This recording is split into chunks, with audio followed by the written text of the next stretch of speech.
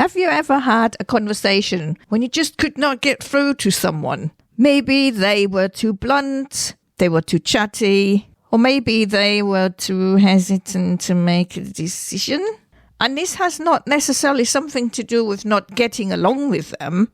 It's more like a matter of different personalities, different communication styles. And this episode of Exploring Brain and Mind will go into 4 different communication styles, 4 different personalities that you might encounter in life, but also at work, different teams, maybe different situations. And it might help you to become a bit more aware of how someone is communicating with you, so you can tune in better with them and adapt to their style, so you're not talking past each other anymore. The episode is based on the work of Tony Alessandra and his book, The Platinum Rule, which was released in 1998. Well, I didn't come across the book. I came across a training as part of my Neuralink Master Practitioner training. And I found it so fascinating and useful that I thought it might be great to do an episode on that for the podcast. Understanding different communication styles helps to avoid misunderstandings. It helps to build stronger relationships and to adapt to different personalities, both at work, in teams, and life in general. So I mentioned Tony Alessandra's book, The Platinum Rule. He emphasized the importance of adapting different communication styles for professionals and personal settings. And his platinum rule in the book, The Platinum Rule, was treat others how they want to be treated. He sees this as the heart of effective communication. So the 4 different communication styles, the 4 different personalities, he calls the director, the socializer, the relator, and the thinker. And before I go more into how we can tune better into them and how to communicate with each other, I go into each one of the 4 different personalities to explore what they are like. I'm starting with the thinker. The thinker is like an analyst. The thinker is slow-paced, task-orientated, more controlling but indirect. It appears formal and conservative, can be quiet and observant, and under stress they might withdraw when it all gets too much.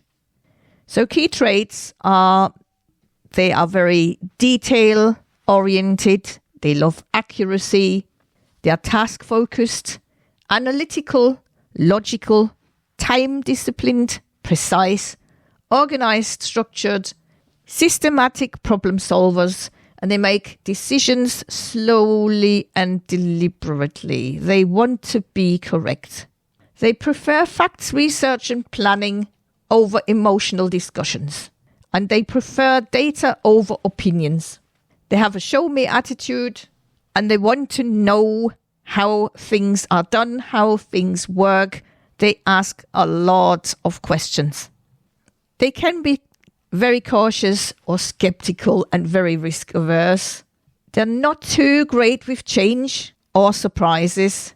They can come across as distant, quiet and observant, as already mentioned. When you go into their office, that office would look structured, organized, with a clear desktop. It will be a very functional place, a very practical decor. There might be charts and graphs on the wall. There might be pictures of data that are linked to jobs or tasks related to the current work he is doing or she is doing.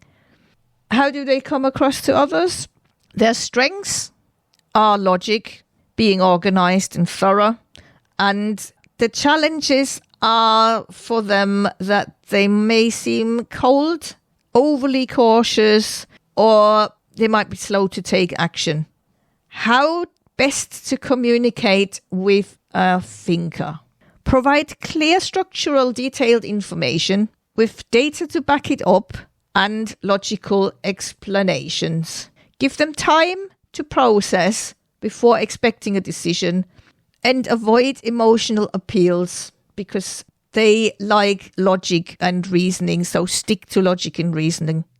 And as an example we have here, if you're asking a thinker for approval on a budget, the wrong approach would be, just trust me, this is a great investment. The thinker would not like that. It would start asking questions, he or she. The right approach would be, here's a cost-benefit analysis that supports this decision. They would be very happy to receive that. A practical tip is, when you send thinkers information, send them detailed notes or reports before meetings so they have time to review the data. The next one is the director. The director is fast-paced and task-oriented. The director has a controlling and a direct approach. The director appears like the business-like high achiever, dominant, strong-willed, and it wants to be in charge. A director does not usually get physically or emotionally close to others. A director might appear insensitive or unaware of others' feelings, and under stress or when challenged, they might attempt to dictate. So the key traits of the director are that they prefer to work on their own or they delegate their work. They're task and results focused. They're goal orientated and results driven. They're decisive and competitive. They strive to get the job done. They're decisive, but they depend on facts or data for decision making. The director values efficiency and directness over small talk. They might become aggressive or overly assertive, and they take charge, but they can sometimes come across as blunt, critical, restless, or impatient. Their office projects authority. They might have a busy-looking desk, and they have awards and achievements on walls. How they come across to others. Their strengths are being confident, efficient, and they get things done. The challenge is that they can seem as demanding, impatient, or insensitive to emotions. How best to communicate with a director? Get the point across quickly. No unnecessary details or unnecessary small talk. Focus on data, facts, outcomes, and bottom line results and solutions rather than emotional appeals. Be confident and match their direct energy without being aggressive. Be assertive and not overly emotional. As an example we have here, when you are presenting a proposal to a director, the wrong approach would be, I was thinking about a few ideas and I'd love to get your thoughts. The right approach would be, I have a strategy that can cut costs by 15%. Here's how it works. And finally, the practical tip would be, when emailing a director, use bullet points and bold key information. They appreciate clarity. The next one is the relator. The relator is slow-paced and very people-oriented. It's more of a supportive and indirect person. The relator appears warm, accepting. It's a great team member. They love sharing feelings and emotions with others. But under stress or when tense, they may submit or yield to the more dominating person to avoid conflict. The key traits of the relator are they are supportive, loyal, caring, diplomatic, people and team oriented. They love building relationships with others. They are more slow paced and their priority is to communicate well with others. They value harmony and relationships over speed and competition, building trust and securing support from others. They are great listeners. They love order and stability. They are empathic. They're very good in putting themselves into the shoes of others. and they seek and see other perspectives. They may appear a bit indecisive or defensive. They dislike conflict and sudden change, and they can be overly accommodating. Their office would be peaceful surroundings, a relaxed and inviting atmosphere with some serene pictures on the walls, and there could be pictures of family or groups or personal items in their office as well. How they come across to others. Their strengths are that they are very cooperative, they are kind, and they are team players. And the challenges for them are that they might avoid confrontation. They struggle to say no, and they may take too long to make decisions. How best to communicate with a relator? Take time to build trust before getting to business. Be patient and listen actively. Avoid pushing them too hard. Show empathy and appreciation for their contributions, and show appreciation and offer reassurance if they hesitate. As an example, we have when you need to give a relator constructive feedback. So how not to do it would be, your performance has been weak. You need to step it up. Better approach would be, I really appreciate your effort. Here's a small adjustment that could help you shine even more. And as the practical tip, when you're working with a relator, frame feedback as collaboration rather than criticism. And the last one of the 4 different personalities, communication styles, is the socializer. The socializer is a fast-paced and people-oriented person. It's a very supportive one, but a very direct one as well. How does a socializer appear? They like excitement. They are very enthusiastic, and they love to be admired. They love to be the center of attention. They can be very dramatic in expressing themselves, but under stress, they might quickly move on or change the subject if they don't like something. The key traits of the socializer are socializing, as the title says. They are very talkative, they're spontaneous, they're outgoing, they're charismatic, expressive, energetic. They're great at influencing others, as they can be very persuasive, and they are goal-oriented.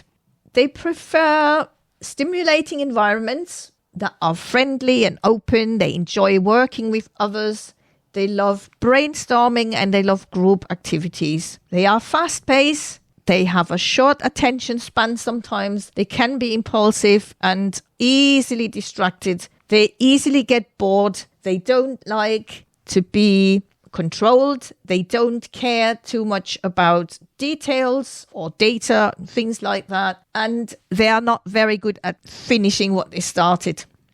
The office of a socializer will be open, airy, and friendly. They might have awards and motivational posters on display, and they might have a cluttered and a disorganized desk. How do they come across to others, the socializers? So their strengths are to be inspiring, to be enthusiastic, and to be fun. And challenges are for them, they may lack focus, they might interrupt or dominate conversations. How to best communicate with a socializer? Start with a friendly, personal conversation before jumping into business. Keep discussions light, engaging, and interactive. Don't bombard them with data. They don't like that. Acknowledge their ideas and keep energy levels high. Use enthusiasm and positive reinforcement, and keep discussions dynamic and interactive. Avoid dry, data-heavy presentations. Examples would be, I've even got 2 for that, right? Okay. So for the socializer, I've got 2 example situations. The first one is you're pitching an idea to a socializer colleague. The wrong approach would be, we need to analyze the logistics of this project before we proceed. The socializer would switch off. The right approach would be, Imagine how exciting this project could be. Here is how we can bring it to life. And the second situation is when you need to get a socializer to focus on a task. That might not be very easy. The wrong approach would be you really need to stop getting distracted and finish this. That might put them off.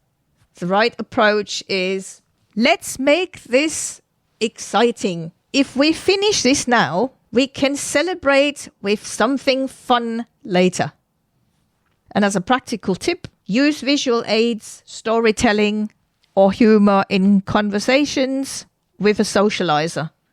They engage better with dynamic conversations. Now that we've looked into the 4 different personalities and communication styles, let's have a little look into how each of them wants to be treated. And we're starting with the thinker.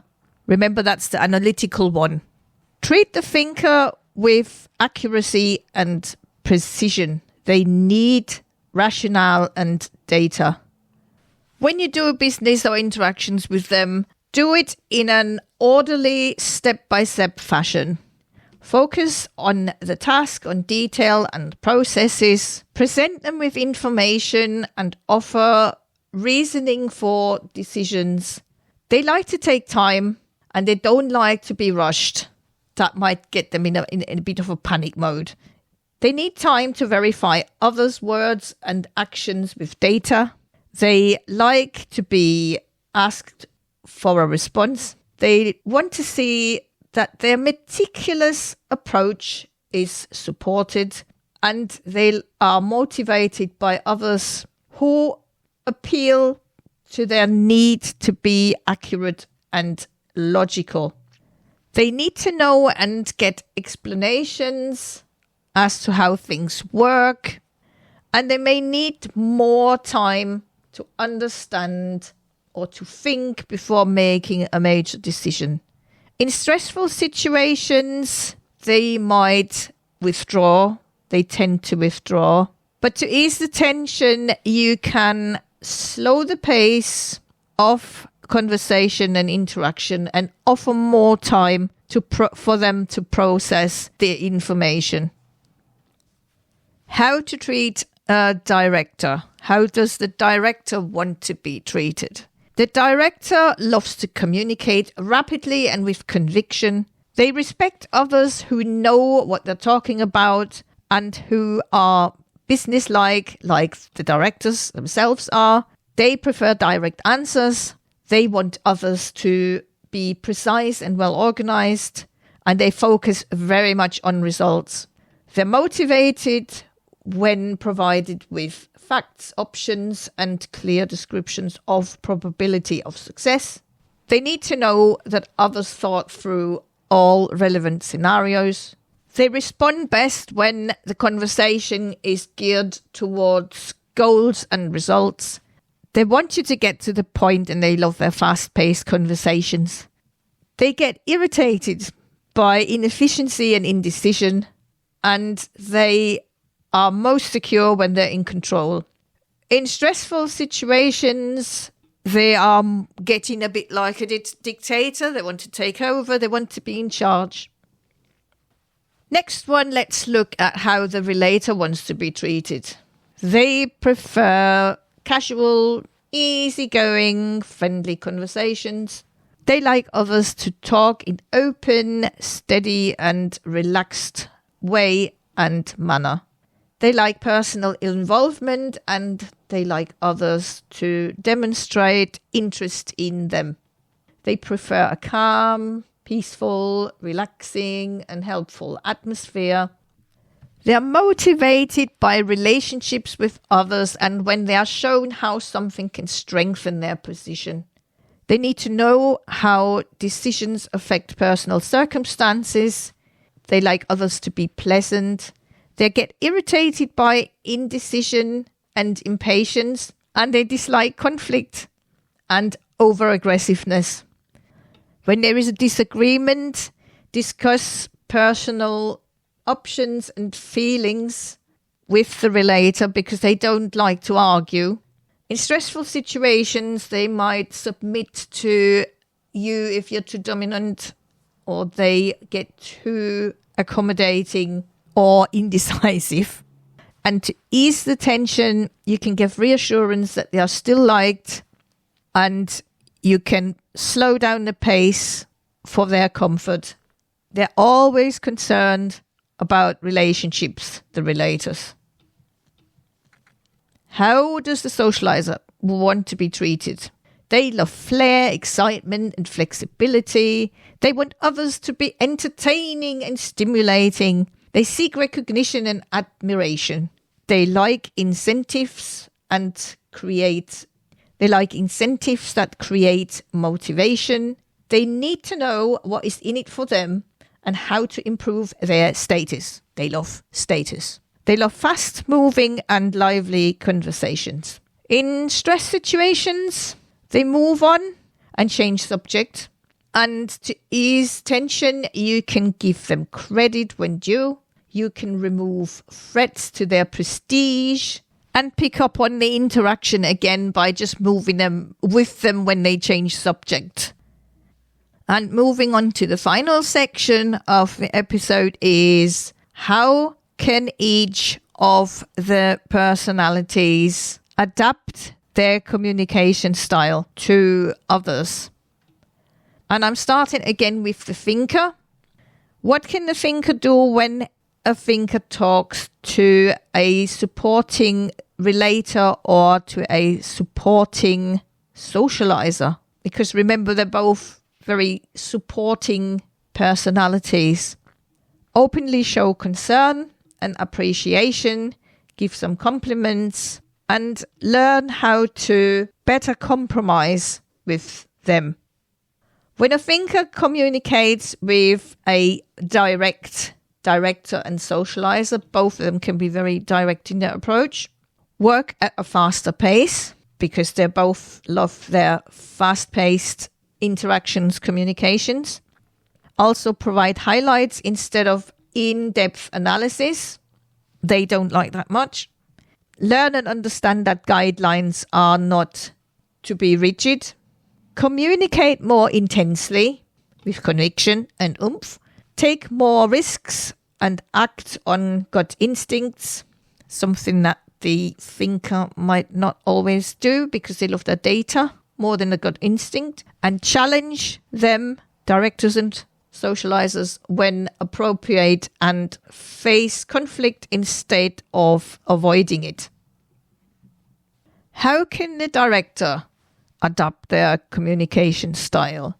When a director talks with the indirect relators and thinkers, improve listening skills, slow the pace to project a more relaxed image, take time to explain reasons for conclusions, especially the thinker needs that, and very importantly, allow others to participate in decision making.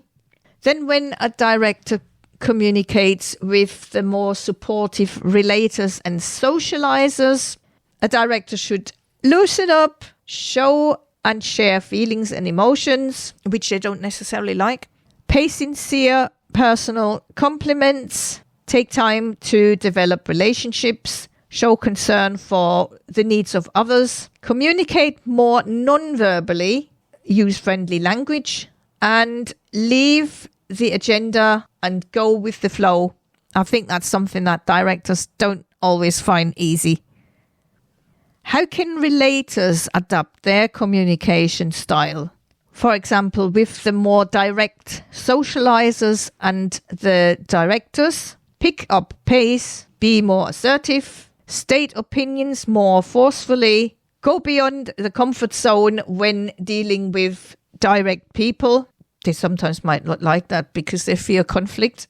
And when communicating with the more controlling thinkers and directors, the relators should focus more on the task and less on the relationships. They should not initiate physical contact, offer more factual instead of personal observations, and leave when the business is done. because they do love chats. They love to hang around after the business is done. So they need to know when to go. How can the socializer adapt their conversation? First, with the more controlling directors and thinkers. They should learn to better control time and emotions. They should take more time to check, verify, specify and organize thoughts and ideas. And it might be good to improve, to follow through with tasks and projects to gain trust. Because remember, socializers, they're not the best at finishing something. When socializers communicate with the more indirect relators and thinkers, it might be an idea to resist the urge to interrupt and overpower them, to state opinions a bit less forcefully, to encourage rather than criticize, to let them share in decisions, to try slowing down in pace, and to become less intense. With all this information, I know that was a lot, and there's a lot of different things to take in. One thing to remember is as well that sometimes you can kind of be different personalities in different situations, but I'm sure there's always something that is a bit more dominant. One personality, one communication style that's a bit more dominant. Take some time out and have a think about who you know, who could be a thinker, who could be a director or a relator or a socializer. There are so many people we have in our circles. We all have a natural communication style, but the key to strong relationships and success is adaptability. When you learn to speak someone else's language, you can have better communications, you have better conversations, it can contribute to improved teamwork, and it can help to avoid unnecessary conflict. Great communicators don't just speak, they listen, they adapt, and they connect. Understanding communication styles allows you to meet people where they are, leading to better teamwork, as I said before, to better leadership and to better relationships. We have arrived at the end of this episode of Exploring Brain and Mind. As usual, if you liked the episode, do share them with others. Maybe in your work circles, in your family circles, friendship circles. Might be helpful for them as well. Subscribe and follow the podcast on all the different podcast providers like Apple and Spotify and Amazon Music. And tune in again to the next episode. Thanks for listening.